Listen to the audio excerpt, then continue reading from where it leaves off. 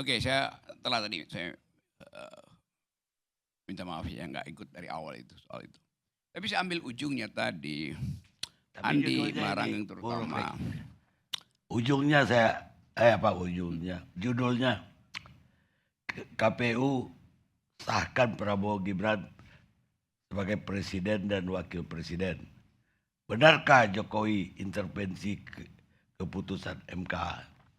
Ya KPU mensahkan itu, karena tadi ada prinsip mayoritas hakim konstitusi menolak dalil 0103, kan itu dasarnya kenapa dia disahkan. Itu kan cuma upacara mensahkan sesuatu yang toh itu basa-basi baca segala macam, ya apa poin itu kan.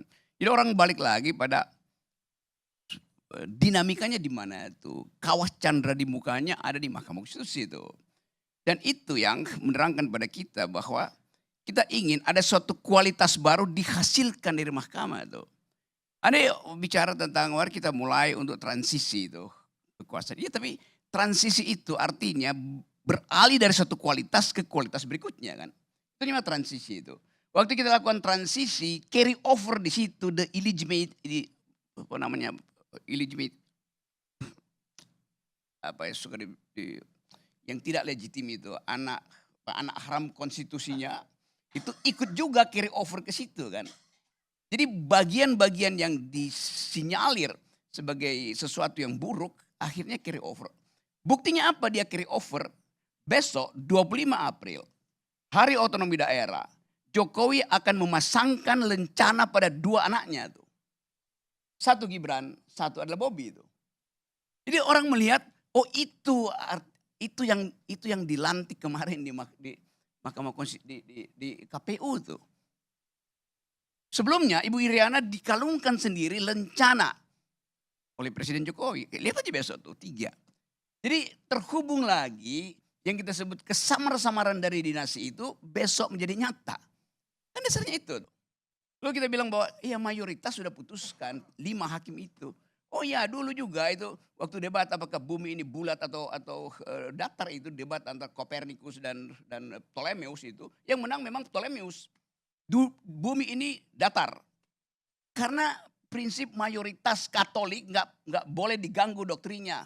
Kalau bumi itu bulat itu artinya ada sistem sonar lain yang mengatur-atur bumi itu. Jadi itu yang disebut apa namanya itu, ada istilahnya itu dalam psikologi itu, imitate the majority itu. Udah ikut aja gerombolan mayoritas kan. Itu juga yang menunjukkan 5 hakim itu ada the majority. Memang karena bagi mereka bumi itu adalah datar. Setelah disurvei. Karena tidak diberi pengetahuan bahwa kalau datar itu konsep-konsep alam semesta berubah. Susah. Sementara yang 3 itu mendalilkan sesuatu setelah mereka paham bahwa yang dimintakan pada 3 hakim ini adalah problem-problem terstruktur sistematis dan masif. Bagaimana buktikan itu? Dengan pikiran dia buktikan itu. Nggak boleh pakai pikiran. Lo mahkamah sendiri bilang boleh ada kamar kuantitatif, ada kamar kualitatif. Maka 3 orang ini memakai otaknya dengan bagus, mengikuti prinsip Kopernikan, sementara yang 5 memakai prinsip imitate the majority. Itu dasarnya kan. Maka disimpulkan oleh 3 hakim ini bahwa ada kecurangan di 60% pemilih kita. Di mana itu? Ya di kota-kota besar itu. Boleh nggak itu diterima? Nggak boleh diterima. Kenapa? Karena nggak bisa diverifikasi, misalnya itu beras bansos itu masih ada nggak di keluarga miskin yang ada di Tangerang misalnya. Oh datang aja ke Tangerang, si keluarga bilang iya, beras itu udah jadi bubur. Udah kami bikin nasi uduk. Dibawa nasi uduk itu ke Mahkamah Konstitusi, hakim 5 bilang, 5 hakim itu bilang, kan yang dibikin Pak Jokowi beras, bukan nasi uduk. Coba bayangkan kekonyolan-kekonyolan itu kan. Jadi sekali lagi kita mau coba lihat ini bahwa kita mau masuk dalam perdebatan yang betul-betul bermutu. Bukan soal ini mayoritas yang bilang, tapi mayoritas yang dungu mengapain terima prinsip mayoritas yang dungu. Kan dasarnya itu kan. Jadi kita balik lagi bahwa memang 3 hakim itu minoritas. Yang ini mayoritas. Tetapi di dalam politik ada prinsip bahwa less is more gitu. Yang sedikit bahkan berlebihan itu. Karena dia sedang menghasilkan perencanaan baru untuk kita pikirkan. Bahwa oke, tidak ada cewek-cewek Jokowi. Oke, berarti besok tidak akan ada pengalungan Satya Lencana pada 2 anak Jokowi. Kita lihat besok.